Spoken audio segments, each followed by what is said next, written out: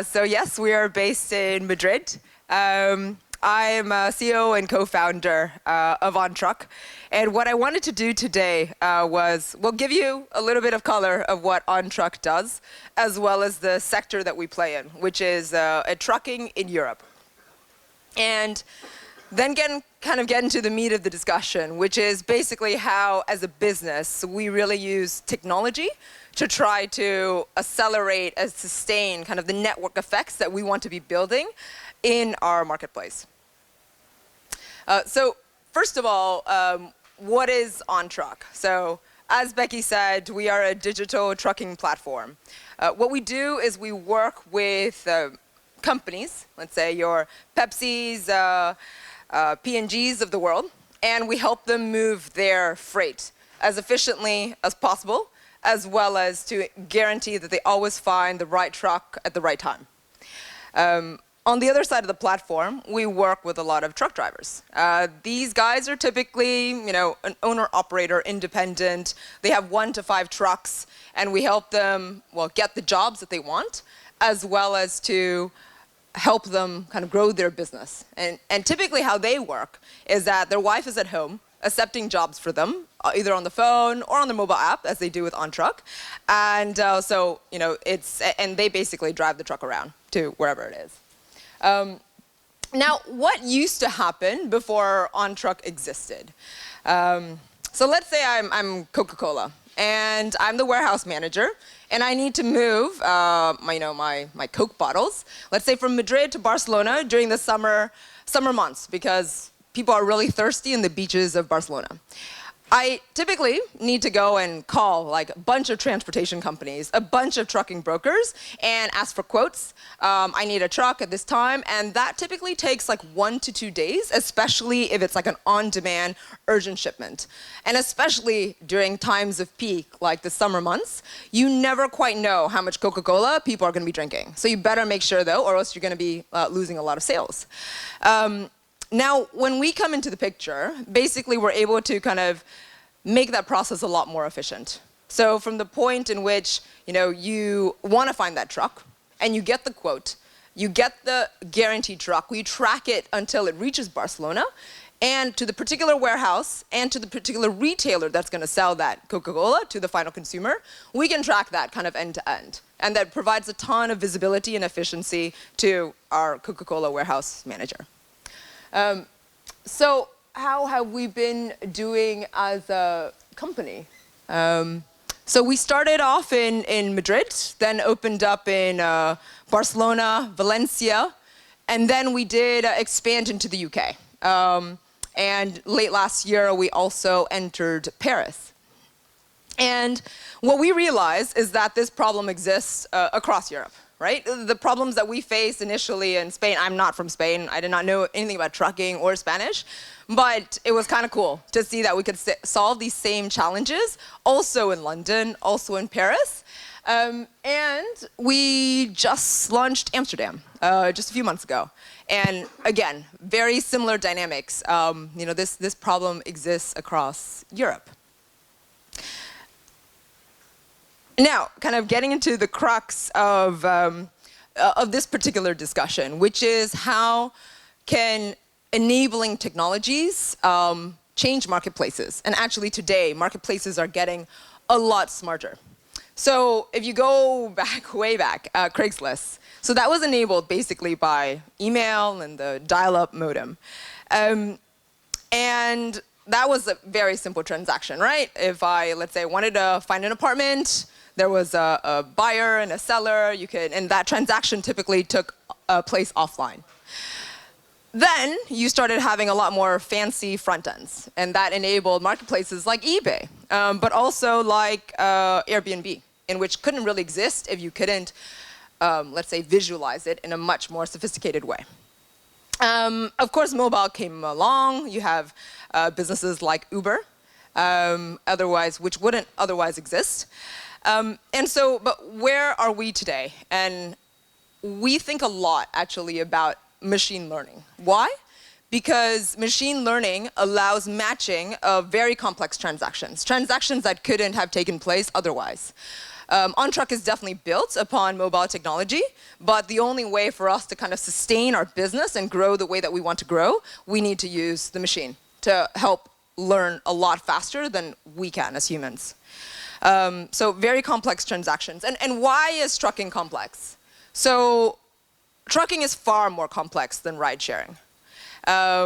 We deal with over 10 different types of truck vehicles, from like a small van that can transport maybe 5 pallets to those big trailers that you see on the highway.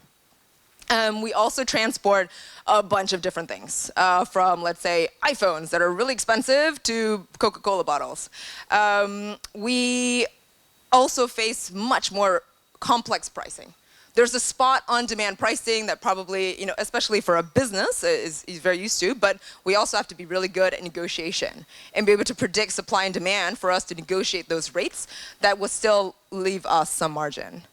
And kind of end-to-end incidences, because we actually take responsibility from the moment that the shipment kind of leaves the warehouse to make sure that it goes to the final destination. A lot can happen from point A to point B. So let's say you're an Uber, you make the driver wait for like 3 minutes. Here, it could be 3 hours. Like the warehouse is just deadlocked because there's so many trucks right there. What do you do? How do you price that in? How do you make sure the client isn't super pissed? It is far more complex, and that's why technology can make a much bigger impact. So I'm not an engineer, but I wanted to kind of share with you guys from the perspective of business, how we thought about where we want to be investing our technology. So for larger contracts, we also have integrations. So that makes it really easy for shipments to get onto our platform. And with that, also the shippers have access to things like document tracking, where the shipment is, and they can see all the historical views, but relatively straightforward. Then also, so when you get shipments into the system, you also automate the job acceptance process by the driver. Because here, all our drivers basically have a mobile app that they use, and they can choose the jobs that they want. And they can also use the app to basically input the preferences they have. Let's say I only want to work between the hours of 9 to 12 and only in Madrid within a 50-kilometer radius. So awesome. We only give them jobs that allow them to do that. And also helps them track their earnings, which is obviously one of the key propositions for us. And then once the job is accepted, how do we do the live tracking? Again, that typically is done through the phone.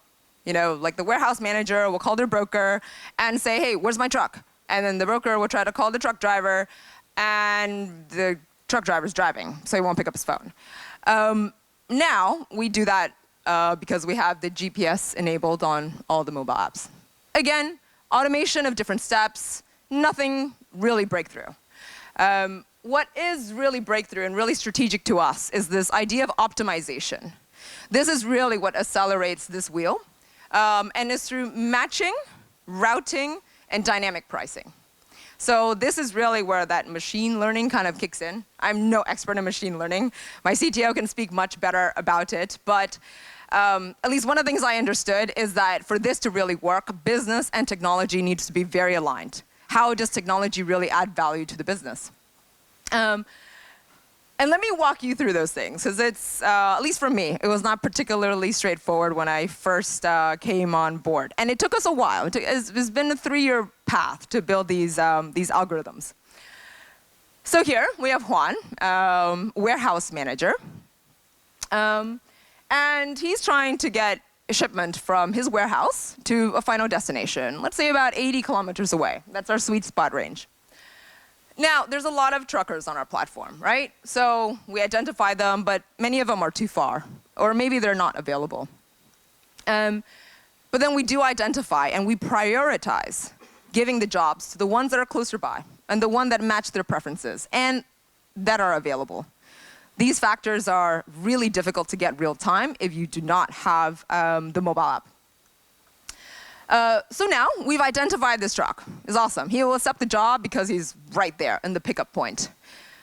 But then, so how do we make sure that this particular driver gets, let's say, earn more during this day And also, we can utilize him as much as possible. We try to see shipments that are also a little bit close by Juan's warehouse. We see, okay, can he make additional pickups and drop-offs because he's happened to be kind of in the vicinity. So yes, so we route, basically. We try to we'll make sure we have the right vehicle to do enough of these pickups and drop-offs, and we also give them the most efficient path from point A to point B. So those three models around routing, matching, and pricing is actually really, really interlinked. Because let's say if, me as a truck driver, I'm able to get a shipment at 9 a.m., which is like literally right outside where my truck is parked, I'm much more likely to accept a job for a much lower price. And we as a company have to learn a lot about preferences, historical costs of the drivers to understand and optimize things like the acceptance rate of our shipments to our particular supply network. And also, in the meantime, being able to optimize our own margins, because in the end, you ultimately do have to make some money. And we control price and costs on both sides of the marketplace. So we don't just take a straight transaction fee. And then finally, we track this very closely, which is the utilization of our carriers. Because the only way to really engage them in the long run is if you think that they can earn more with Ontruck than with any other alternative within the space. And so making sure that we track how many jobs can they do today. Do they make more than the market average, than their next best alternative? That's really critical for us as well. And those algorithms, that dynamic pricing engine, actually would not be possible for one fundamental thing, which is our ability to forecast. And today, about 70 to 80% of our shipments are actually on-demand spot, which means that it's really, really difficult to forecast. It's not kind of contracts, pre-negotiated rates that we know what's going to come when we have it, but it's kind of on-demand stuff. And for us to be able to guarantee capacity, so enough trucks on our platform, as well as for us to plan internally our own operations, our customer service people, we do need to forecast very, very well. And I wanted to talk to you a little bit about this, because this is one of our major projects in terms of making sure business and technology were really aligned. What we did was actually create a very cross-functional team to address this particular problem of how do we forecast demand most effectively. And that actually required a lot of discussions, because specifically, what are we forecasting? Is it number of shipper orders? Is it revenues? Is it net revenues, which is basically revenues minus the take rate that we get? Or is it actually, does it come down to forecasting the number of vehicles that we need? So, and that's a step-by-step process. And you be really clear on the particular use case. Otherwise, to be honest, the fanciest model is not going to get you anywhere. And the second thing is, obviously, you need to have enough data to actually start training the model. And that's why this takes time. Not only do you have to seed a marketplace, you actually have to have enough time and very patient investors to make sure that you can actually have enough data to train your model well. Otherwise, it doesn't work. For us, it took a minimum of 12 months. Minimum of 12 months. And then you have to iterate. And the iteration process is one that creates a ton of headaches, because business and tech have to talk to each other. So from a business perspective, you're saying, oh, your forecast is complete shit data.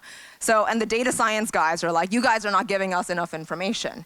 And that's why you do need to create this very cross-functional team that works hand in hand, having a data scientist guy sitting right next to your customer service people, next to your supply acquisition guys, and making sure that they're all talking to each other constantly. And that's the only way that we could really make this work. And I think so far we've done a pretty good job of that. We can forecast out now 3 months in advance with that plus minus 10% accuracy. So that has helped us a ton. Resource planning, making sure you can plan down to the shift level, as well as the most fundamental thing is guarantee the capacity for our clients, because especially in the B2B space, they're very unforgiving. If you do not have the truck, you do not deliver the service, you're pretty much screwed for the next 3 months. But ultimately, technology needs to drive value to the bottom line. And I wanted to work through a little bit in terms of the unit economics of a shipment. This is illustrative. I can't show numbers. But in a marketplace, you first start it in which is very illiquid, right? That's kind of where we are with Amsterdam right now. Very illiquid market, doing a few shipments per day. What you have to do, you have to seed the marketplace first by subsidizing some supply. Making sure some truckers get to our platform, pay them a little bit more than you have enough jobs for. And then obviously you need to put some people there. And you do need, let's say, a minimum number of salespeople, operations people in order for that operations to really start working. And again, it's high overhead given the number of shipments you have. Again, you're loss making. Now what happens when that marketplace becomes more liquid? For us, that's typically, you have to understand where is your liquidity point. For us, it's been like 50 to 100 shipments per day, depending on the density of the area of coverage that we have. And then you start making some money. So you can actually stop subsidizing supply because now you have enough jobs. And now your operational overhead goes down per job. You just have more jobs to cover. And then hopefully your sales and marketing cost of acquisition of your clients have gone down as well, if you have the right, let's say, go-to-market strategy. So you start making a little bit of money per shipment. Now, where technology really adds value is you have a liquid marketplace, and then you bring on the technology. So optimizing, this routing, matching, dynamic pricing, it makes you far more profitable than the industry average. We're like double, 2 to 3x what the industry average in terms of gross margins are. And automation is what gives you operating leverage. So as a company, as you trickle down your profitability to your EBITDA, automation is what helps you kind of get that profitability per headcount a lot higher than the industry average. So automation, optimization, and this is really what drives kind of the profits within the marketplace, and hopefully you can sustain very well with that growth wheel we talked about before. And also, hopefully, technology has a broader impact beyond your own business. So we always believe that we did want to make the trucking industry a lot more efficient, and we started actually measuring that about 18 months ago. And what did that mean for us? So for the trucks within our network, we're able to kind of reduce the percentage of time that they're traveling empty, so without a load, without working, down to 23%. The industry average is about 40% in the space that we are at. And also we started measuring carbon impact. For all those kilometers that we've saved for our truckers from driving, we have been able to save over 1 million kind of kilos of CO2 over the last 18 months. So again, technology hopefully can make your business a lot more profitable, but can also make a broader impact in the world. And I'm saying yes, broader impact, mission, blah, blah, blah, is really important for us. And so just to recap, and I'm happy to answer any questions after this. So the number one thing, and you guys have probably heard this, which is to find that growth wheel. But the most important thing is that growth wheel is a framework to help you understand where to invest technology. How do you make that wheel, that network effect wheel, basically spin faster by making specific bets on where your technology will be adding value. And the second is to look at your unit economics. How do you believe that you can actually do better than what is out there just by looking at your economics, which is how do you increase your gross margins, basically your take rate in your marketplace, as well as increase automation, increase your operating leverage, especially if you're a very operationally intensive marketplace that we are at. And the final thing is that, again, it's taken us like 3 years, a lot of blood and sweat, but it's really not just about the technology. We do have great data scientists, we do have great engineers, but it's really having it well organized such that business, operations, and technology are always working together and iterating to make very clear exactly what that use case is. At least like what I found is You develop that use case, that business use case. And then, in fact, it's not the machine that learns first. It's people. It's your people that have to learn really fast to train the model. And then once you get enough data, then the machine can start learning. So that does take time. And as I said, patient investors. So yeah, that's it for me.